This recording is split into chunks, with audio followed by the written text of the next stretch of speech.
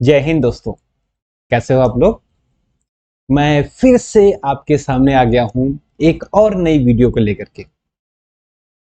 जैसा कि मैंने पहले कहा था कि मेरा सपोर्ट आपको पूरी तरीके से मिलेगा पढ़ने में, और मैं आपको कंटिन्यूअस सेमीकंडक्टर चैप्टर की वीडियो आपको दे रहा हूं। लगभग आपका चैप्टर कंप्लीट होने पे है और आप लोग अच्छे से तैयारी करते रहिए। और भैया ये चैनल ज्यादा से ज्यादा लोगों तक पहुंचाइए जिससे सभी को बेनिफिट हो सके। ठीक है, तो आज हम लोग जो लास्ट के दो टॉपिक बचे हैं सेमीकंडक्टर में, उसके बाद हम लोग की लॉजिक गेट्स पे चलेंगे। तो आज हम लोग दोनों टॉपिक डिस्कस करने वाले हैं। तो आज जो आपके सामने दिख रहा है, सबसे पहले मैं डिस्कस करूंगा transistor as common emitter amplifier. कि हम एम्पलीफायर के रूप में ट्रांजिस्टर को कैसे यूज करते हैं ये आपको देखना है। ठीक है, देखिए थ्योरी कुछ नहीं है, बस आपको सर्किट को समझना है, आराम से हो जाएगा। तो सबसे पहले मैं समझ लेता हूं कि भाई ये एम्पलीफायर होता क्या है। यानी कि एक ऐसी डिवाइस जो हमारी वीक सिग्नल को स्ट्रॉन्ग सिग्नल में कन्वर्ट कर सके। जैसे ये मान लेते हैं कोई हमारा सिग्नल है, ठीक है, इस तरीके से है। अब हम अगर इसको एम्पलीफाई करने का मतलब होता है इसके हम एम्पलीट्यूड, इसकी एनर्जी बढ़ा दें इस तरीके से। तो ये जो सिग्नल है सेकंड वाला, ये वाला जिसको कहते हैं, ये सिग्नल हमारा एम्पलीफाई हो गया है। मतलब हमने क्या किया, मतलब एक डिवाइस ऐसी जिसने वीक सिग्नल को स्ट्रॉन्ग सिग्नल में कन्वर्ट कर दिया। राइट, अब इसमें ट्रांजिस्टर कैसे रोल प्ले करता है ये मैं आपको सर्किट के जरिए बताऊंगा। ठीक है, देखो जरा सर्किट आपके सामने है। अब पहले मैं सर्किट को समझ लेता हूं, फिर मैं आपको आगे एक्सप्लेन करता हूं। ठीक है, देखो इसमें भी है, ये हमारा एनपीएन ट्रांजिस्टर है। कौन सा है? एनपीएन। देखो लिखा हुआ भी है एनपीएन ट्रांजिस्टर। राइट, अब मैं बताया था जो इनपुट हमारा होता है वो हमेशा फॉरवर्ड बाइस में रहता है, जो आउटपुट सेक्शन होता है वो हमारा रिवर्स बाइस में। राइट, देखो ये हमारा जो इनपुट सेक्शन है ये हमारा फॉरवर्ड बाइस में है। फॉरवर्ड बाइस मतलब पी, ये हमारा पी है, ये एन है और ये एन है। पी को पॉजिटिव से देखो पॉजिटिव जोड़ दिया और एन को नेगेटिव से ये नेगेटिव जुड़ा हुआ है, तो हमारा ये सेक्शन जो हमारा कैसा है, ये फॉरवर्ड बाइस हो गया। अब हमको क्या करना है, दूसरा जो ये वाला एन है इसको रिवर्स बाइस में करना है। हमको क्या करना पड़ेगा, इसको पॉजिटिव से जोड़ दीजिए और इमीटर को नेगेटिव जोड़ दीजिए, तो हमारा जो सी सेक्शन है, जो आउटपुट सेक्शन है, ये हमारा क्या हो जाएगा, रिवर्स बाइस हो जाता है। ठीक है, अब देख रहे हो उसमें ये कैपेसिटर भी लगे हैं, एक कैपेसिटर ये लगा है और एक कैपेसिटर ये लगा है। राइट, तो ये है तो कैपेसिटर, लेकिन ये एक फिल्टर सर्किट के तरीके से यूज होते हैं। फिल्टर सर्किट के तरीके से ये हमारे यूज होते हैं। क्यों? क्योंकि हमको पता है कि जो कैपेसिटर होता है, ये जो कैपेसिटर लगा है, फिल्टर सर्किट, इसको हम लोग फिल्टर सर्किट की तरीके से यूज करते हैं। ठीक है, क्यों? क्योंकि हमको पता है ये क्या कर देता है, ब्लॉक डीसी, ये डीसी को ब्लॉक कर देता है और सिर्फ एसी को अपने अंदर से जाने देता है। तो क्वेश्चन भी आ जाता है कैपेसिटर ब्लॉक्स डीसी व्हाई। ये मैं आपको पिछले वीडियो में जब अल्टरनेटिव करंट वाला चैप्टर पढ़ाया था तो वहां पर मैंने आपको एक्सप्लेन कर दिया था। ठीक है, तो अब हम लोग थोड़ा आगे बढ़ते हैं।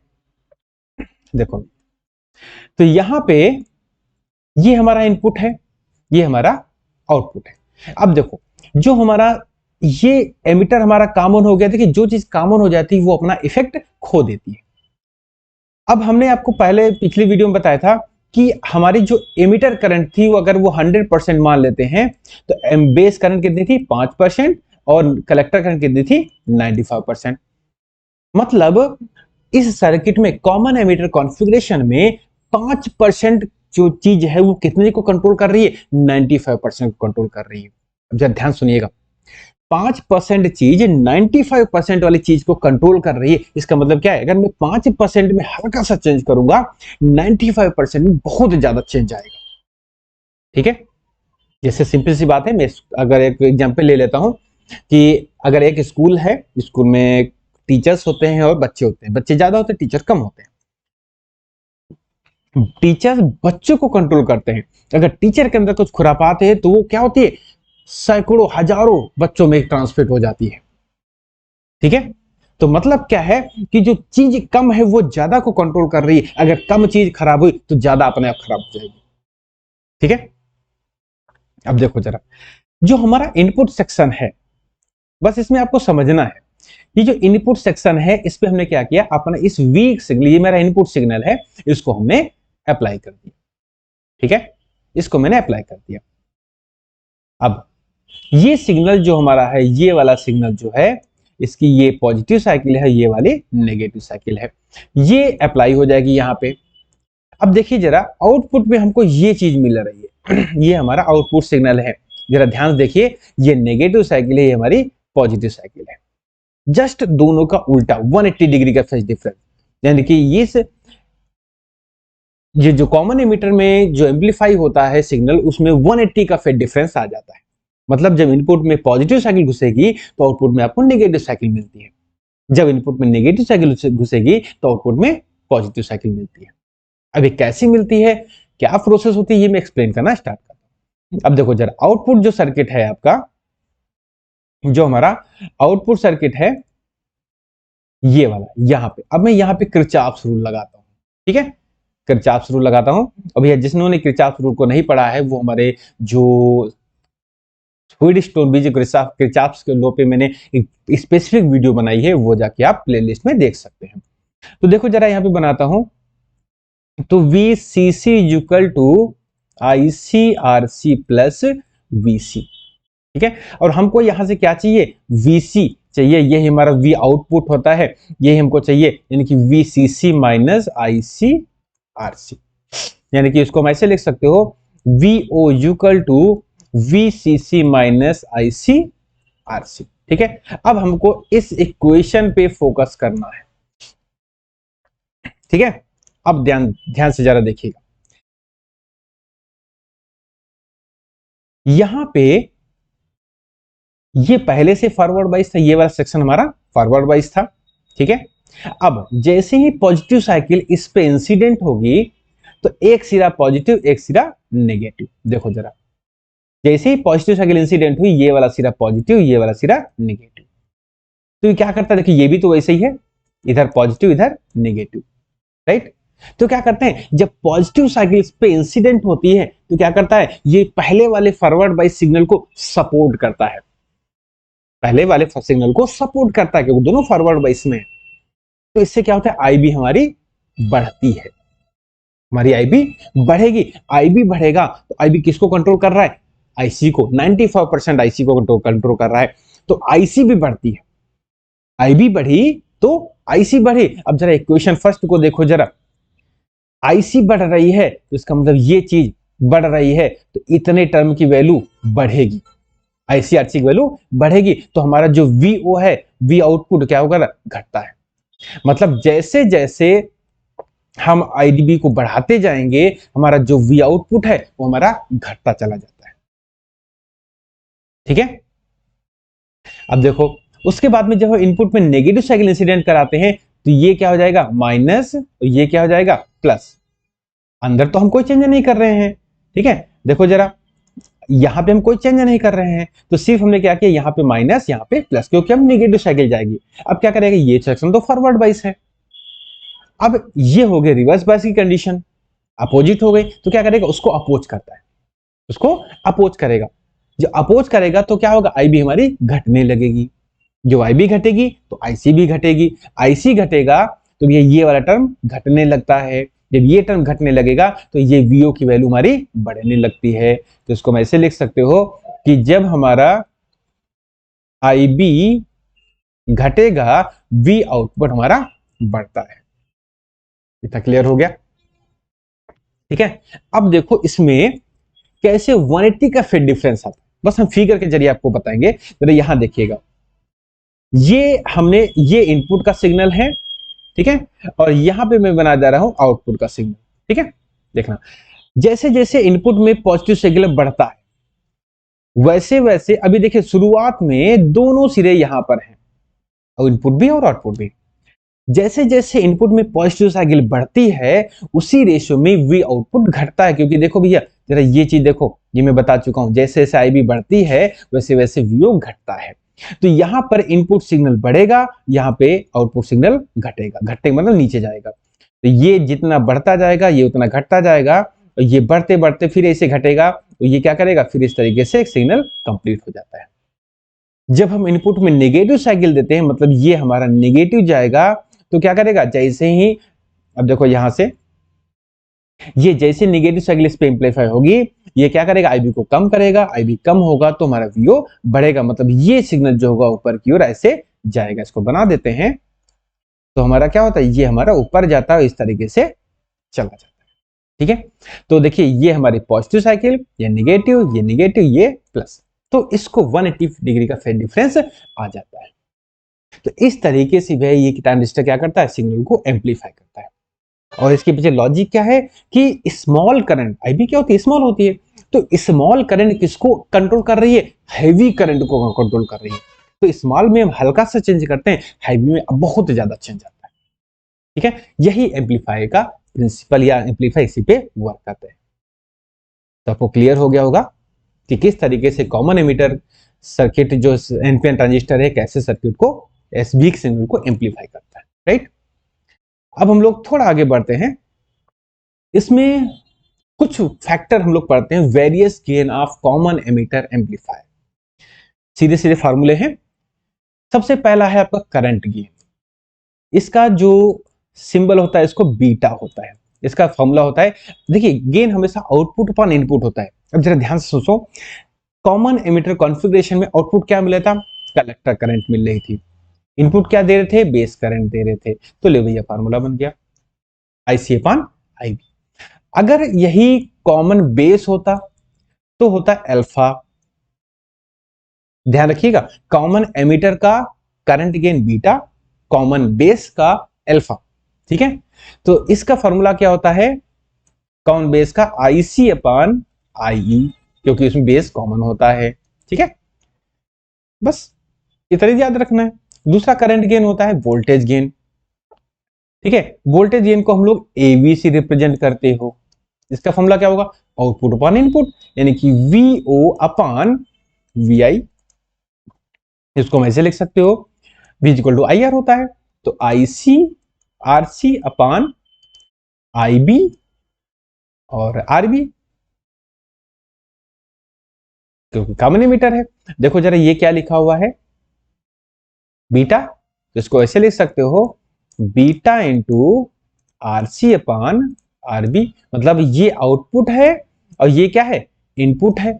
आउटपुट पर input, resistance output upon resistance input, तो इसको हम ऐसे भी ले सकते हो बेटा, beta into resistance gain, beta into resistance gain. ठीक है, तो ये भी एक फॉर्मूला बन गया, जिसको बीटा, ये थोड़ा सा ऐसे कर लो। ठीक है, तो चाहे ये वाला फॉर्मूला याद कर लीजिए, चाहे ये याद कर लीजिए। क्लियर। लास्ट फैक्टर है आपका पावर गेन, पी, फिर वही output upon input, P equal to होता है क्या, आई स्क्वायर आर, तो इसको लिख दो I C square R C upon I B square R B. ठीक है, क्योंकि P equal to I square होता है, यहां लिखे दे रहे हैं P equal to I square R होता है, ये लिख दो। अब देखो जरा ये क्या लिखा हुआ है, क्या लिखा है, बीटा, तो इसको हम लिख सकते हो beta square into R C upon R B, resistance gain अभी मैंने ऊपर बताया, क्या लिखा है, ये रेजिस्टेंस गेन लिखा है। ठीक है, तो ये हमारा फॉर्मूला। तो ये जो तीन तरीके के गेन है, ये हमको न्यूमेरिकल के पॉइंट ऑफ व्यू से सीखने रहते हैं। ध्यान रखना कि करंट गेन जो कॉमन एमिटर का होता है इसका सिंबल बीटा होता है, और जो आपका कॉमन बेस का होता है वो अल्फा होता है। राइट, तो ये हो गया हमारा एम्पलीफायर वाला सेक्शन। अब हम लोग थोड़ा सा और आगे बढ़ते हैं, अपना जो लास्ट टॉपिक है, transistor as an oscillator. Important है, समझने वाला है, लेकिन कठिन नहीं है। स्टार्ट करें। देखो भाई, इस पे जाने से पहले सबसे पहले मैं इसमें दो फैक्टर आपको पढ़ाऊंगा, दो टॉपिक छोटे छोटे हैं, फिर मैं ट्रांजिस्टर एज एन ऑक्सीलेटर पढ़ाऊंगा। अभी सबसे पहले मैं इसमें आपको पढ़ाने वाला हूं टैंक सर्किट। ठीक है, इसमें ये दोनों फैक्टर यूज आएंगे जो मैं पढ़ाऊंगा। देखो टैंक सर्किट भैया कुछ नहीं है, ये एक टाइप का सर्किट जिसमें एक कॉइल लगी होगी और एक आपका कैपेसिटर लगा होगा, बस इसको ही बोलते हैं टैंक सर्किट। राइट, इसको बोलते हो टैंक सर्किट। तो ये क्या करता है, टैंक सर्किट क्या करता है, ये इसमें जो भी अभी अंदर बताऊंगा क्या प्रोसेस होती है, ये हमारे इलेक्ट्रिकल सिग्नल प्रोड्यूस करता है। ठीक है, मतलब टैंक सर्किट क्या करता है, ये इलेक्ट्रिकल सिग्नल प्रोड्यूस तो करता है, लेकिन समय के साथ साथ जो इलेक्ट्रिकल सिग्नल प्रोड्यूस करता है वो घटते चले जाते हैं, उनकी एनर्जी घटती चली जाती है।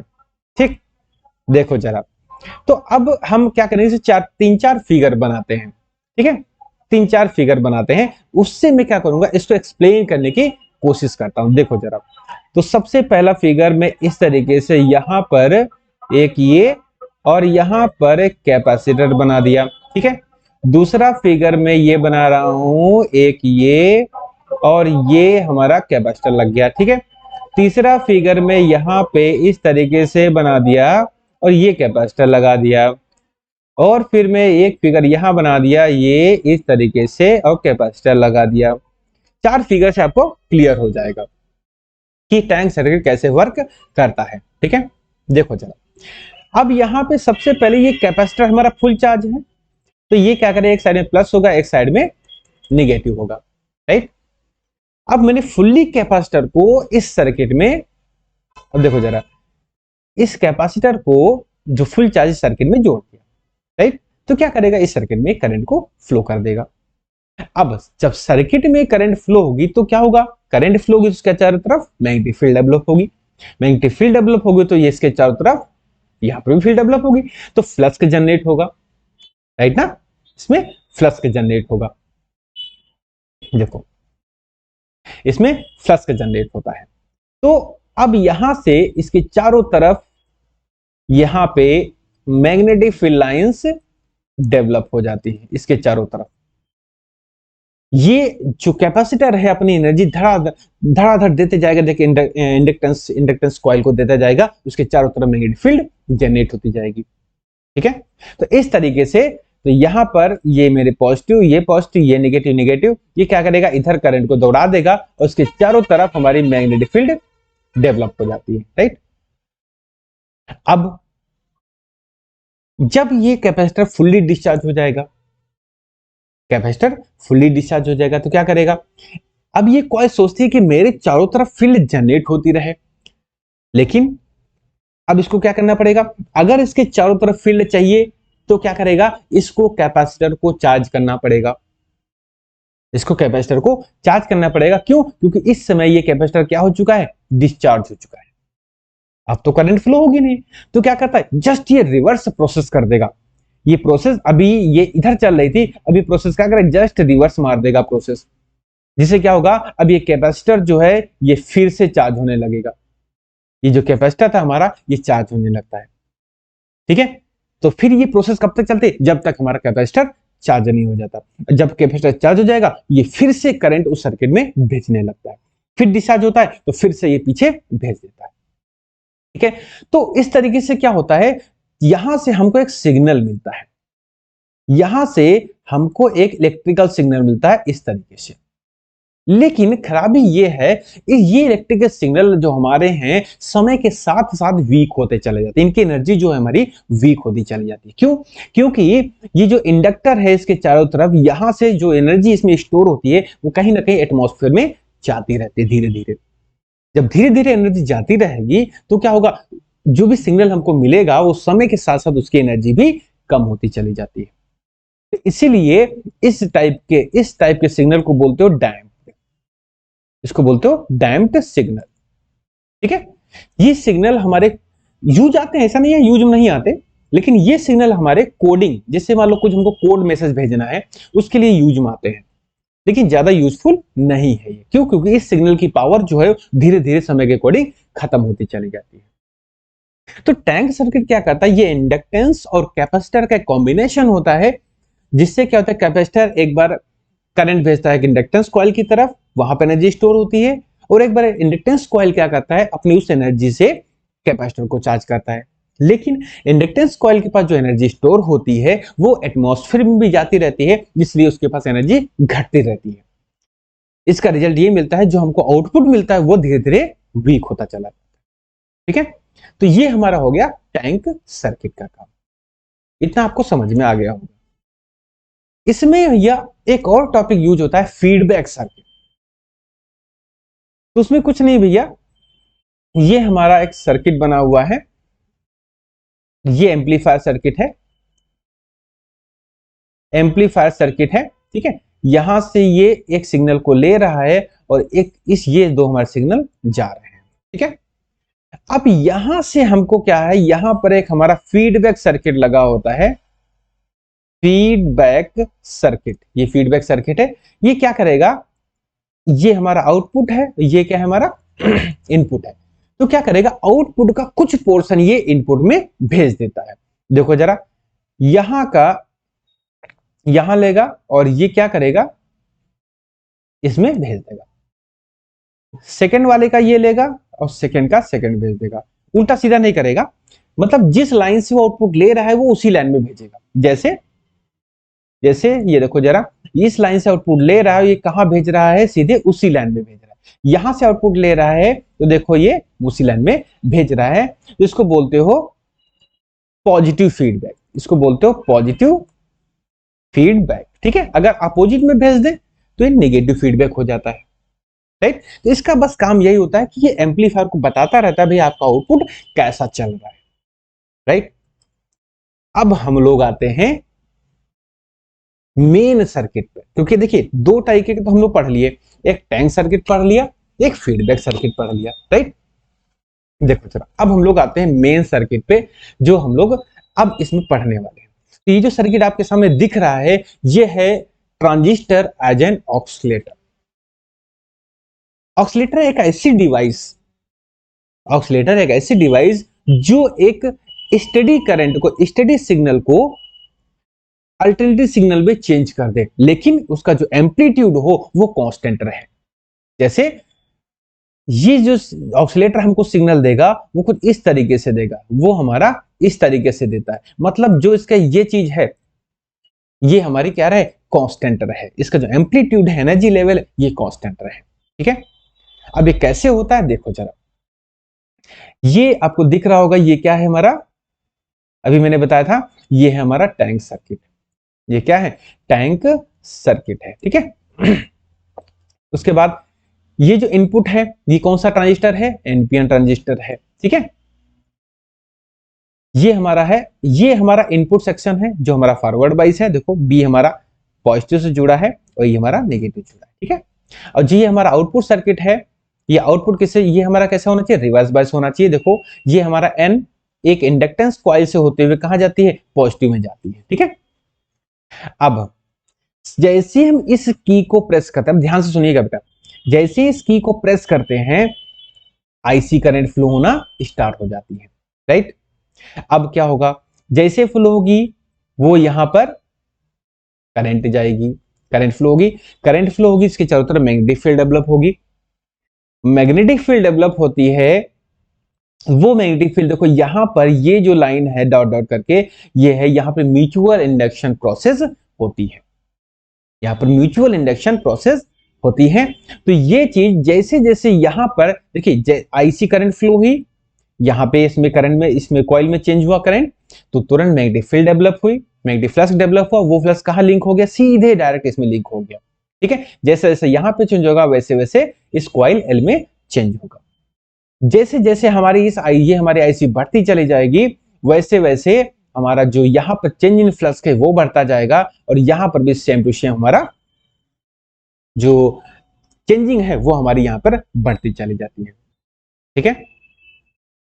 अब ये हमारा कॉमन एमीटर है, तो यहां पर देखिए ये एक पोर्शन जो इसका यहां पर है कहां आ रहा है, यहां पर म्यूचुअल इंडक्शन प्रोसेस से आ रहा है, ठीक है। तो अब ये क्या करता है, जो हमारा वीक सिग्नल हो रहा है, जो सिग्नल हमारा वीक हो रहा है, वीक कौन करता था, ये चीज, ये जो टैंक सर्किट है क्या करता था, हमारे सिग्नल को वीक, ये इसका जो आउटपुट था इस सर्किट का, ये वीक सिग्नल, धीरे धीरे इसका सिग्नल वीक हो जाता था। क्यों, क्योंकि उसके पास एनर्जी घटती जाती थी। अब वो एनर्जी क्या कर रहा है, इस सर्किट से ले रहा है, तो जितनी कम हो रही थी उतनी हम इसको दे रहे हैं, जितनी ये इसकी कम हो रही थी एनर्जी उतनी हम यहां से दे रहे हैं, तो इसका आउटपुट कैसा मिलेगा, कांस्टेंट। इस तरीके से आउटपुट इसका मिलने लगता है। आउटपुट मिलता कहां से, इस L2 सर्किट से मिलने लगता है। बस भी इतने सर्किट इसका काम है, ठीक है। बस इसमें ध्यान देने वाली बात यही है कि जो टैंक सर्किट है इसका जो आउटपुट है वो समय के अकॉर्डिंग धीरे धीरे वीक होता चला जाता है। हमको क्या करना है, उसको कांस्टेंट करना है, वीक नहीं करना है, कांस्टेंट करना है। ठीक है, तो अब कांस्टेंट कैसे करेंगे, जब जो चीज उसके पास खत्म हो गई है हम उसको दे तो, ये देता कौन है, ये जो सर्किट है L1 है, ये इसको चीज प्रोवाइड कर देता है। तो क्या कहता है, ये आउटपुट हमारा एक कांस्टेंट लेवल से देने लगता है। यही हमारा जो है ट्रांजिस्टर एज एन एम्पलीफायर, वो एज एन ऑक्सीलेटर काम करता है।